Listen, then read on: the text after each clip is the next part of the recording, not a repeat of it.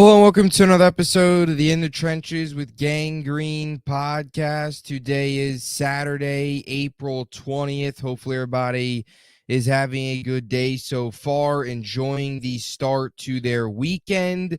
Hopefully everybody had a good rest of the week. It is Saturday. We are just 5 days away. We are Garrett Wilson days away from the 2024 NFL Draft in Detroit. A lot to be excited about if you're an NFL fan, especially if you're a New York Jets fan, because we still don't know 100% what the New York Jets will do, what direction they will head in, but we got some hints, a couple potential scenarios, maybe some more, confirmation on what the New York Jets could do yesterday afternoon at One Jets Drive as Joe Douglas held his annual pre-draft press conference the Friday before the NFL draft. Took a lot of questions, gave a lot of answers. Couple of them were good. Couple of them don't impact the Jets or don't impact your thoughts on what the Jets can do a whole lot. But he definitely did reveal a good amount. I would actually say this was a pretty productive press conference for Joe Douglas. I thought we got a lot of hints, a lot of different things that the New York Jets might do, a lot of different directions that the New York Jets might head in. We got yesterday. So we're going to break it all down here. This is episode 297 of the In the Trenches with Gang Green podcast. We get closer and closer here to episode 300. We should hit that next week as we will have episodes out after each pick discussing all day one, day two, and of course, Saturday will be day three. Make sure to please like and subscribe. For those of you watching on YouTube, setting a lofty goal of 1,000 subscribers, but by week one. And for those of you on the Apple Podcast or whatever you get your podcast audio platforms, make sure to give it a 5-star review. Appreciate all the support. As always, we continue to produce as much content as possible. I apologize for not getting this episode out a little bit earlier. Was super busy yesterday, so got some time here today. And an excellent sports weekend. You got NBA and NHL playoffs starting, and the next week focuses back on the NFL, where, of course, you get ready for the draft. So Douglas spoke yesterday. We'll break it down. We'll give you my takeaways. Just in general, overall, he talked about how, again, a lot of work goes into it, of course. Talked about how they feel they have 10 players they like, 10 players that they feel they would like to take there at number 10, feel they would like to bring in. Whole list. Talked about a lot of meetings still have to happen. A lot of strategy meetings still have to go down here over the next couple of days, kind of figuring out if there is a run on quarterbacks, what do they do? If there isn't a run on quarterbacks, what do they do? If some guy falls, if this guy doesn't fall, a trade up scenario, a trade back scenario. And that's why I wanted to start, because he mentioned trading up, mentioned trading back. Douglas has shown throughout his tenure with the New York Jets, going back to 2021, of course, the biggest one was trading back into the first round to go up and grab Jermaine Johnson. Of course, you also had the AVT the year prior in 2021. So we've seen Douglas willing to trade up. We've seen Douglas willing to trade up in drafts, bring in solid pieces, bring in guys that have been phenomenal as New York Jets. We've seen him willing to do that. And he mentioned again this yesterday that they are open to trading up. They are also open to trading back. Before we get into the Brock Bowers stuff, because he did hint that it seems like they really like Brock Bowers, a lot of what Douglas said yesterday kind of gives you a feeling that if they are going to stay at 10 and maybe even trade back to 13 or 14 or 15, let's say, they could still possibly get Brock Bowers if they move back to 12, because behind them, you have 3 teams that'll probably be looking for quarterbacks, not tight ends. So the New York Jets can honestly trade back potentially as far as 13 with the Raiders and still be able to get their hands on Brock Bowers and recoup another top 100 pick in the second round, which would obviously be something that a lot of Jets fans would like to see. But I think most likely what he revealed yesterday is they're open to trading back. I don't know how realistic a trade up is. Not that he hinted towards it one or another. Not that he said, no, we're not trading up. Look, no general manager outside of Dave Gettleman in 2018, when he basically openly said that they are picking Saquon Barkley, no general manager, even though you can pull hints, no general manager is ever going to fully reveal their plan. They're going to give you a lot of, oh, we're scouting, we're doing all this work, we've got a lot of meetings, we'll look down all avenues, all of these different things. We'll look down, open all doors, all that type of stuff, whatever sayings they use. So some of it could have just been that from Douglas, but he has shown the willingness to pull off draft day trades, especially on day one. And, I think you walk away feeling actually decently, not decently good, but I think you walk away from this thinking that there is probably a pretty good chance that the New York Jets might actually trade back. Even more of a chance, I think, after hearing what Douglas had to say. Now, you kind of now come into question as to if the Jets would to trade up, would to trade back, when do you do that? Or who do you do that with? Or who do you do that for? And I think if you're trading up, you've got to be trading up for either a Malik Neighbors or a Marvin Harrison Jr. I don't think you trade up for a Joe Alt. Maybe they do. I don't know if they will. I think if you're going to trade up, it's probably for a playmaker, unless if they love Alt and they want to trade up and jump Tennessee, who might take them, or jump the Giants, who might take them, and jump up and trade up to 5 with the Chargers and maybe take Alt. I doubt they would do that. I think if you're trading up, you're trading up for either a Marvin Harrison Jr., let's say the Cardinals maybe take Neighbors or whatever the case may be, or the quarterback's going to go crazy, surprising moves happen, and you get an opportunity to get, Marvin Harrison Jr. or a Malik Neighbors there at 4 or 5. I think that's what you trade up for. I don't know if you trade up for anybody else. I don't think they're going to trade up for a Joe Alt. I think they're perfectly fine with, for the role that they're going to need this tackle to be in this year, I think you've got to trade up for more of a win now move in a Malik Neighbors or a Marvin Harrison Jr. rather than a guy that will probably help you more so in 2025 than 2024. And I also think that you can still get a Troy Fontana. You could still get a Fashanu, somebody like that, if you stay or even move back from 10. So I think if you're going up for a Neighbors or a Marvin Harrison Jr. And Douglas stayed open to that possibility. If you're going back, I think you can probably move to the Raiders maybe at 13. Raiders might want to jump Minnesota and Denver, get to 10, take a quarterback. Maybe you move back with the Vikings. Maybe you move back with the Broncos, although it's only 1-2 spots with those two teams. With those three teams battling potentially for one quarterback. Maybe they're battling for a J.J. McCarthy. Maybe they're battling for a Bo Nix or somebody along those lines. Maybe somebody falls out of the top 10. Maybe Drake May or Jaden Daniels, somehow, some way, a surprise happens, and Jaden Daniels or Drake May sitting there at 10, and the Raiders, one of those teams, gets desperate, sees it, jumps up. So that's, of course, why you got to see the entire draft play out. But the Jets are actually in a pretty good position draft-wise where, in terms of where they're at, they've got 3 quarterback-needy teams behind them. And they're all in a row. They're all going to be fighting potentially for one guy. If you do go back, I think that's where you get into the Troy Fontanus of the world. That's where you get into the Rome Odunze's of the world. I think Odunze might be there at 10, or he will probably be there at 10. If you trade back to 13, he probably will still be there. Potentially, maybe it's tough to say. Maybe the Vikings don't go after a quarterback and just bring in Odunze. Maybe the Raiders don't go after a quarterback and they just bring another receiver. I don't know. It'll be tough to say, but you can move back to 13. Then obviously some other teams can, of course, move up. But you also have Brian Thomas Jr., who's a guy that could be there if you move back to 13, move back to 15. There's a good chance you could trade back and still land Brock Bowers. And I think that's the whole thing. We've talked about flexibility. We've talked about the New York Jets, and Douglas mentioned this again yesterday, how they have a lot of flexibility. And that's a credit to Joe Douglas and his staff directly for going out, bringing in the pieces that they brought in free agency, fixing the offensive line with Morgan Moses, John Simpson, and the Hall of Famer and Tyron Smith. You provide even more flexibility for yourself if you trade back because you recoup another top 100 pick. You, of course, will still have plenty of options available for you if you move back 2 or 3 slots. And you also maybe get a team that's desperate and you get a haul for it, even more than maybe you expect if one of these top quarterbacks falls and the Raiders or somebody like that gets desperate and says, no, we're moving up 3 spots or 4 spots for them. It'll be interesting to see. Maybe of course you hear reports with the Colts and the moving up with the Jets Jets would move back. Colts would jump up to 10 to try and take Brock Bowers. If that's the case, you're probably looking more into the world of a Brian Thomas Jr.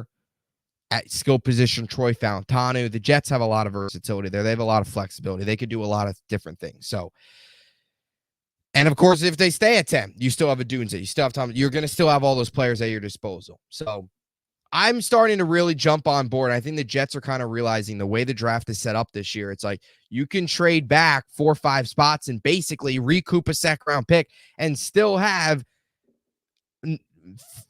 3 out of 4, if not all, guys that you had at 10 available to you at 13 or 14. I think that's huge. And you get another top 100 pick out of that, which is pivotal. So I think that's something that I think people are really starting to realize, that, you start to really get a good idea of who's going where. And I think you're starting to see why this is all lining up. The Jets are in a really good position here. Now, he did mention some stuff on Brock Bowers. I'll be honest, he didn't openly say it, but a lot of what he said seems to, if you're a Brock Bowers boys or a Bowers boys, you're a Bauer boy or whatever. Yesterday was a good day for you, because a lot of what Joe Douglas said yesterday seemed to hint towards the Jets taking Brock Bowers. He didn't mention him by name, but as Rich Cimini put it in his post takeaways, he said he's a tight end who is a Swiss Army knife and can really stress a defense. He said that was what Bowers was. He didn't say his name, but he was referring to him as a Swiss Army knife. He also discussed how other tight ends, such as Sam Laporta, Travis Kelce, George Kittle, were all taken in the first round, and they're dominant. They're great weapons. And if you get the right guy, if you find the right guy, he's worth a first-round pick. So a lot of what Douglas said yesterday was Brock Bowers. And you guys know how I feel about Brock Bowers. Look, I would not be upset if they take him. He's a very good athlete. We've talked about him a lot on this show. He can run basically any route you want him to. He's a very smart player, high football IQ, had a great career at Georgia, ranks up there in the top 5 in receptions and right up there with like the A.J. Greens of the world at Georgia, had a very successful career there, was awesome. And he's one of the better players in this draft. His size, his build, the way he plays is very similar to what we see out of George Kittle today. That's like the main NFL comparison. The Jets haven't had a tight end like that good in a very long time. Conklin's serviceable. Those guys are solid. They've had a couple ones, but nothing like a game changer. They've never really had that. And you look at all the really good teams in the NFL, they all have a really, really good tight end. Look at the team that won the Super Bowl 2 years in a row. Travis Kelce's the tight end. Look at the team in the other side of the Super Bowl this year. George Kittle. That's the biggest thing with a tight end. Like, every good team in the NFL, they all have good tight ends. They all have good tight ends.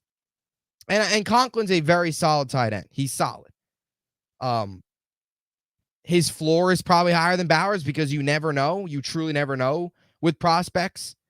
But Bowers' ceiling is much higher. And, the ability for Bowers, people kind of call him a weapon, which I guess some people use that as a critic to him, where people call him a weapon and people say, oh, well, if you're calling him a weapon, then that you're kind of just trying to make up reasons as to why you should get him. He's not an actual tight end. He's a weapon.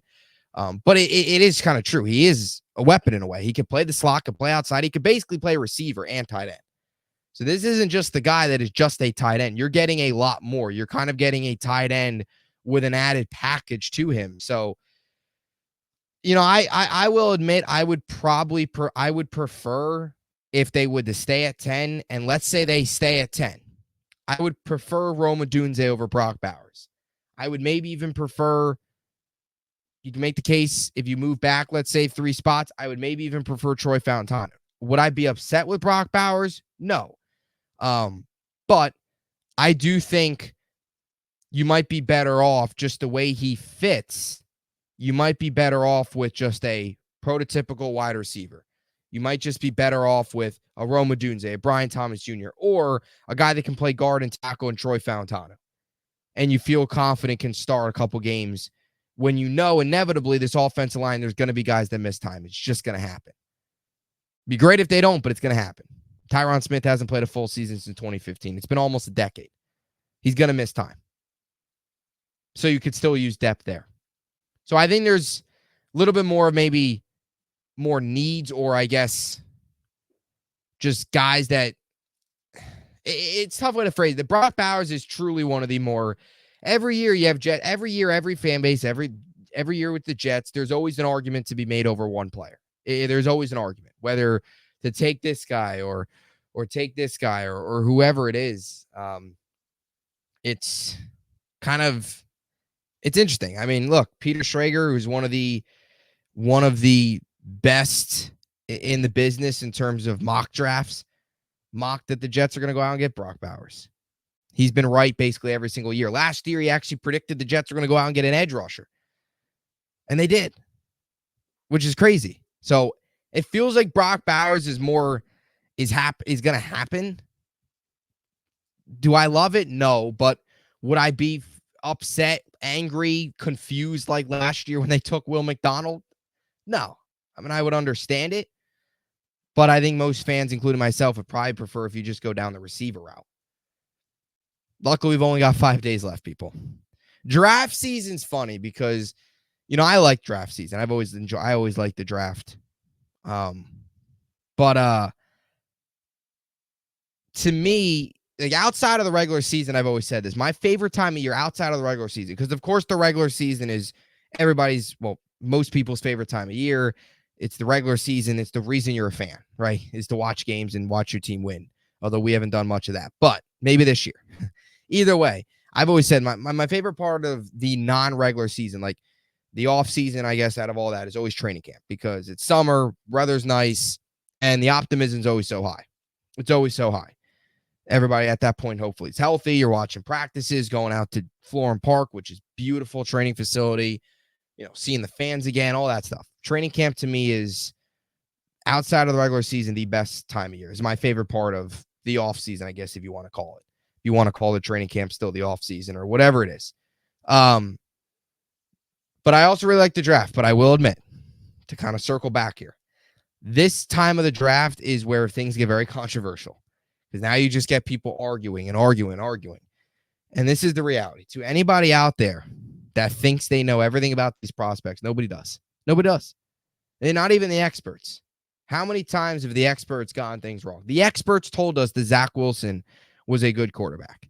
The experts have told us a lot of things. You truly never know. The draft is a lot of evaluation. A lot of it is. But some of it's also luck. Out of this entire draft, in the first round, you'll probably get 10 of them that are really good, Pro Bowl, all pro. 20 of them, maybe 10 of them will be in. There's probably going to be 10 that are going to stink. And then there's probably going to be about 20 guys in the middle of rounds. Day 2 and day 3, they're going to turn into really good players. You just got to hope you hit. You got to hope you pick one of the guys, develop them, and bring them in. And at the end of the day, if they're wearing the New York Jet uniform, if they're wearing the new ones, the new uniform, the beautiful logo on the helmet, white face mask, if you're wearing the uniform, you're going to root for them. So if the Jets take Brock Bowers, you got to trust Joe Douglas. You've got to trust that he made the right move, and you're going to have to pull for him, whoever the Jets take. That's just the reality. We could sit here and argue all day about, they should take this guy, they should take this guy. No. You get all day with the Twitter fingers all over Twitter arguing over something that we have no control over. We could just sit back and see what happens. That's, I think, what we got to do. Talked a little bit about a quarterback on day 2 or 3. He said, I would love to be a quarterback factory and draft a quarterback every year. So it definitely seems like the Jets are 100% taking a quarterback middle rounds. I'm very intrigued to see who they take. Ideally, I would love Spencer Rattler. I would not. I don't think it's crazy to say Spencer Rattler might not even get out of the second round. So I doubt Spencer Rattler is going to fall to the Jets round 4, day 3. I think you're probably more looking into the Michael Pratt, Joe Milton area, Jordan Travis as well. I really like Pratt. Pratt's my number 2 outside of Rattler. And then I would probably say Travis Milton. I think Milton's got a lot of great athletic traits to him. He's just got a lot to learn. He's got to turn into a quarterback now, which is maybe a little bit of a riskier pick, but a higher ceiling just because of the athletic traits, the pure arm talent, all those good things. So it'll be interesting. And he also talked about Zach Wilson, still discussion. I probably would have lost that bet. That Zach Wilson by April 20th would still be a New York Jet. But here we are. He still is. I don't know. I have a feeling that he's going to get traded over the 3 days of the draft. I would not be surprised if by this time next week, Zach Wilson got dealt. But Douglas on Zach Wilson said, Zach is an asset. We're obviously open to trading Zach. There have been discussions, but nothing's really changed. So, yeah, it's basically they still value Zach as an asset. They are open to trading him. Both sides seem to mutually agree that they want to move on, but there's basically been no movement. I will say this. I just cannot see a world where after everything that happened last year, and for that matter, the 3 years of his career here, because outside of the throw against the Houston Texans, or I apologize, the Tennessee Titans, not the Houston Texans, outside of the throw against the Tennessee Titans in week 4 of his rookie season to Corey Davis, there has not been many bright moments. Maybe the run against the Jacksonville Jaguars for the touchdown late in that season. Maybe you could say the win against the Bills, but then he followed that up with the dud in New England that got him benched. Either way, it's been a disaster. There have been maybe 1 or 2 moments from the Zach Wilson era that you can legitimately hang your hat on and say, you know what? That was good. That was awesome. Like, that was not awesome, but that was nice. Maybe 1 or 2 moments. And they probably both came from his rookie year. Really, it was just the Titans, though, because that was still early in the season. We were still not optimistic because we were 0-3, but it was still like, all right, he's young. Once you saw that, you're like, the potential's there. By the Jaguars' point, the season was over. He was struggling, so it didn't mean a whole lot. It was also with his legs, not his arm. That was about it. So my point to this is, it's just, there is no way that they're actually going to bring him back. There is zero chance. And they're not going to say that everybody keeps going back to Woody said they're not going to cut him. We should know this by now. Woody's not going to openly come out and say we're going to cut him, because then if they did, nobody's going to try and trade for him. They're going to keep trying to boost his value. They're going to keep trying to say, oh, he's an asset, all of this stuff. I still think there will be a team that takes a chance on him. Maybe it is as long as training camp, as far as training camp, where maybe there is a backup quarterback that goes down, or whatever it is. Somebody gets banged up in the quarterback room for one of these teams, and they see Zach out there, and maybe they give up a 7th then. I just cannot see a world where he can possibly walk into that building after basically both sides admitted we're done with each other. It just wouldn't do any good for both sides. It would just remain a distraction. And for Zach, like, he needs to get going with his career. You know, he can't just be held hostage here basically as a third string. He needs to go somewhere, fresh start. If it's a new offense, learn the offense, sit, watch, learn. He's not going to get anything out of this because he's not the future here. There's no repairing it. You know, we can't possibly go through this again where we're saying, oh, we'll sit for 2 years like the plan always was, and then we'll bring. No, you can't. I mean, his contract's going to be up at that point. Can't do that. So I still feel he'll get dealt. When will that happen? Well, who knows? But I know we're starting to enter the territory of people saying, oh, well, he might be back. There's no chance he's back. I mean, that would just be so remarkably like just stupid if he's back. It wouldn't make any sense for either side. So that's the Douglas stuff. That's what he had to say. We'll, of course, discuss more and more as the week goes on. Monday will be my final mock draft of the mock draft season. Crazy. We started them back in January. Here we are already in April. Draft has flown by, which is awesome. So we will talk to you then. As always, make sure to please like and subscribe. Stay tuned. A lot more content coming your way. Hope you enjoyed it. And thanks for tuning in.